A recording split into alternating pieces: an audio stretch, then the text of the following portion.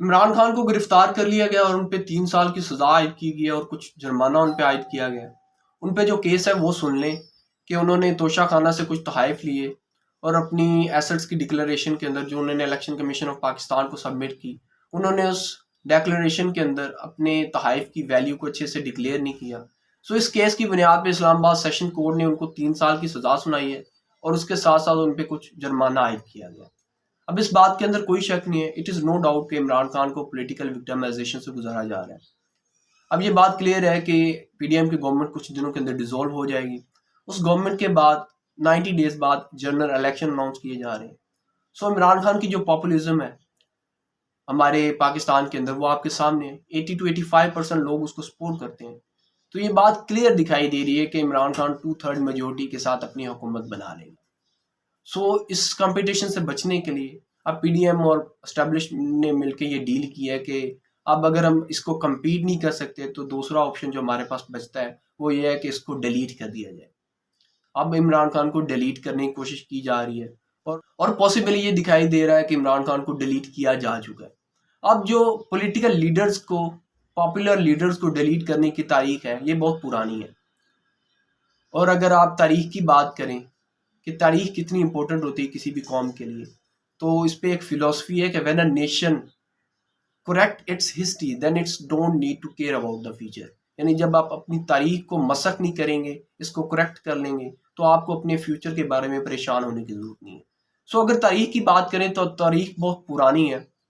अगर पीटीआई के लीडर्स और पीटीआई के सपोर्टर्स ये बात करते हैं कि जितना भी मैसेकर और जितना भी जुल्म हो रहा है वो 2018 के बाद हो रहा है और वो सिर्फ और सिर्फ इमरान खान और पीटीआई पे हो रहा है, तो ये बिल्कुल आपकी पॉलिटिकल और हिस्टोरिकल इग्नोरेंस है। आपको कुछ नहीं पता, आपको तारीख से मुस्तफ़ीद होना चाहिए। अब जो तारीख है वही बताती है कि जो पाकिस्तान की डेमोक्रेसी पे, जो पाकिस्तान की जमहूरियत पे पहला अटैक किया गया वो 1958 के अंदर किया गया, जब मेजर जनरल अस्कंदर मिर्ज़ा जो पाकिस्तान के गवर्नर जनरल थे वो कंस्टिट्यूंट असम्बली को डिसॉल्व कर देते हैं और मुल्क पे मार्शल लॉ इम्पोज कर दिया जाता है और उस मार्शल लॉ एडमिनिस्ट्रेटर स्टेटस को अयूब खान होल्ड कर लेते हैं। और जो आर्गुमेंट रखा जाता है बाद में वो ये रखा जाता है कि पाकिस्तान की जो कंस्टिट्यूंट असम्बली थी और सिविल ब्यूरोक्रेसी थी वो सही से काम नहीं कर रही थी, वो अनस्टेबिलिटी का शिकार थी। सो उसको अनस्टेबिलिटी से गुजारने वाला कौन था? यहाँ पे हुसैन हुकानी की एक बुक है, Pakistan between mosque and military, उसमें वो आर्गुमेंट करते हैं कि जब ये हुकूमत डिसॉल्व की गई और कॉन्स्टिट्यूशन को डिसॉल्व कर दिया गया तो उसके बाद जो आर्गुमेंट रखा गया हमारी करिकुलम की बुक्स के अंदर वो ये था कि जो सिविल ब्यूरोक्रेसी थी और जो कंस्टिट्यूंट असम्बली थी वो सही से काम नहीं कर रही थी, वो अनस्टेबिलिटी का शिकार थी। सो इस अनस्टेबिलिटी को कॉप करने के लिए हमने मार्शल लॉ इम्पोज किया। उसमें अस्कंदर मिर्जा के एक खत भी है कि उन्होंने ब्रिटिश के हाई कमिश्नर को लिखा कि हमारी जो डेमोक्रेटिक गवर्नमेंट है वो पाकिस्तान के अंदर सही से काम नहीं कर पा रही, सो हमें मार्शल लॉ इम्पोज करना पड़ेगा और हमें मिलिट्री एक्शन लेना पड़ेगा। सो जो आपने इस डेमोक्रेटिक गवर्नमेंट को डिसॉल्व किया और उसके पीछे जो आपने इनएविटेबल सिचुएशन क्रिएट की कि ये सही से काम नहीं कर पा रही, ये अनस्टेबल है, सो उसको अनस्टेबल करने के पीछे हाथ किसका था? वो आपकी एस्टेब्लिशमेंट ही थी ना। वो गवर्नर जनरल ही था जो दूसरे दिन हर वजीर आजम को घर भेज देता था, उसकी कंस्टिट्यूंट असम्बली को डिसॉल्व कर देता था। और गवर्नर जनरल साहब कौन थे? वो भी मेजर जनरल थे। ये was also part of Pakistan army. So इसमें कोई शक नहीं है कि जो आप आर्गुमेंट करते हैं कि कंस्टिट्यूंट असम्बली वो अनस्टेबल थी, उसको अनस्टेबल करने के पीछे भी आपका ही हाथ था।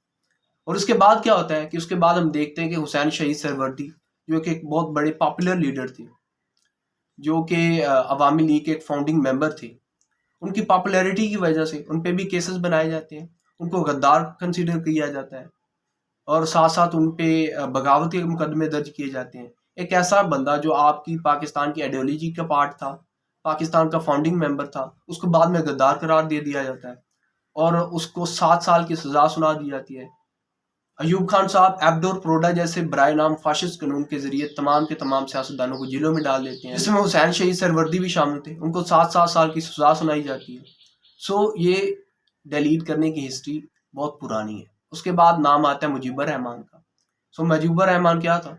75% वो मेजोरिटी होल्ड करते थे 1970 के इलेक्शन के अंदर और उनकी मेजोरिटी की वजह से, उनकी पॉपुलिज्म की वजह से उनको भी गिरफ्तार कर लिया जाता है, उन पे केसेस दर्ज किए जाते हैं और क्राइसिस से गुजरने के बाद क्या होता है कि ईस्ट पाकिस्तान वेस्ट पाकिस्तान से अलहदा हो जाता है और इतना बड़ा क्राइसिस, इतना बड़ा कोलैटरल डैमेज फेस किया पाकिस्तान। उसके बाद आता है जुल्फ़िकार अली भुट्टो साहब का नाम। सो जुल्फ़िकार अली भुट्टो साहब से मेरे बहुत से डिसएग्रीमेंट हो सकते हैं।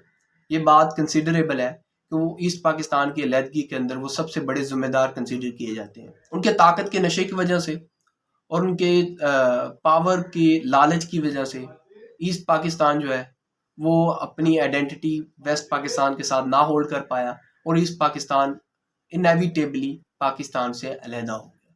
सो इसमें जुल्फ़िकार अली भुट्टो की जो पर्सनैलिटी है, आर्मी के अलाइनमेंट के साथ जो उन्होंने एक्टिविटीज़ परफॉर्म की, उनको सबसे बड़ा हिस्ट्री के अंदर रिस्पॉन्सिबल कंसिडर किया जाता है। लेकिन उसके बाद उनके साथ क्या होता है कि जब वो पॉपुलर लीडर बनते हैं और जो एक जमहूरी लीडर बनते हैं तो उन पे भी केस दर्ज कर दिया जाता है। अब जो उन पे केस था वो सच्चा था या झूठा था, वो एक अलग बात है।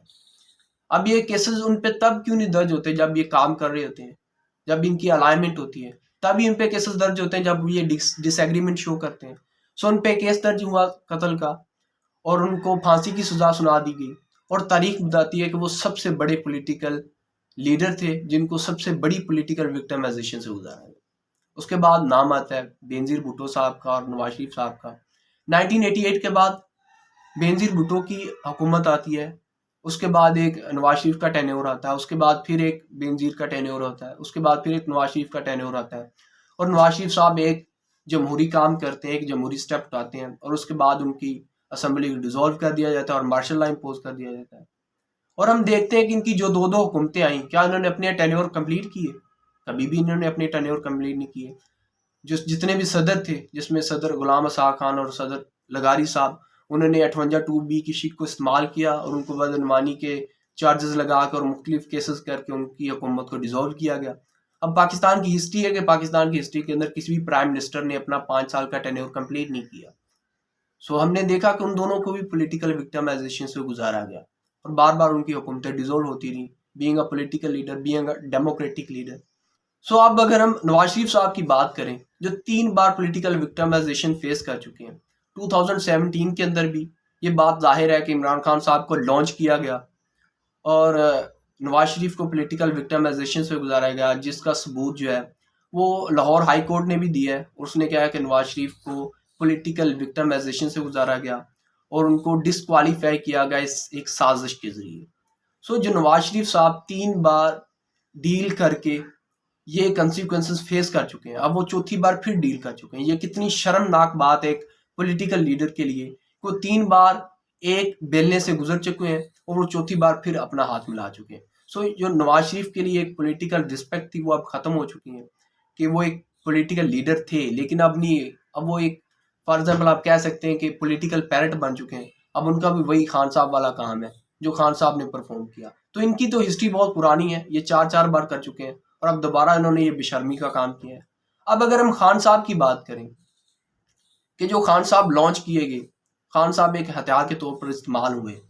अब खान साहब उस पॉलिटिकल विक्टिमाइजेशन से गुजर रहे हैं जिससे उन्होंने दूसरे लोगों को गुजारा।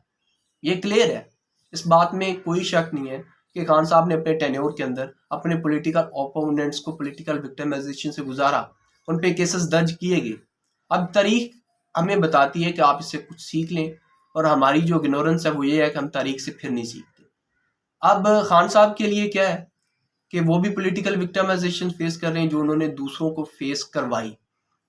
अब बात ये है, बात यहाँ पे ख़त्म होती है कि अगर खान साहब 3 साल कैद में रह के आते हैं और उसके बाद फिर आके एस्टेब्लिशमेंट से हाथ मिला लेते हैं और एक डील के ज़रिए फिर वही वाला टेन्योर दोबारा आता है और खान साहब वही नारा दोबारा लगाते हैं चोर और डाकू का कि सब ने करप्शन की और मैं सिर्फ पाक साफ हूँ और ये सारे चोर डाकू हैं, और उसके साथ साथ वही मैनिफेस्टो और वही दोबारा उनका नारा हो, तो ये बिल्कुल एक पॉलिटिकल डिसऑनेस्टी है खान साहब की अगर वो दोबारा डील करते हैं और वही दोबारा मैनिपुलेटेड स्लोगन्स लेके आते हैं। सो जो बात क्लियर है वो ये है कि खान साहब को पॉलिटिकल विक्टिमाइजेशन से गुजारा जा रहा है और अगर खान साहब दोबारा डील करके आते हैं तो जो बात आपके लिए कंसिडरेबल है वो ये है कि आप पूरी कौम ने खान साहब को कंडेम करना है, इनकी मुखालफत करनी है। अगर ये दोबारा डील के साथ आते हैं तो ये पूरी कौम की मुखालफत के अलावा किसी और चीज़ के हकदार नहीं है।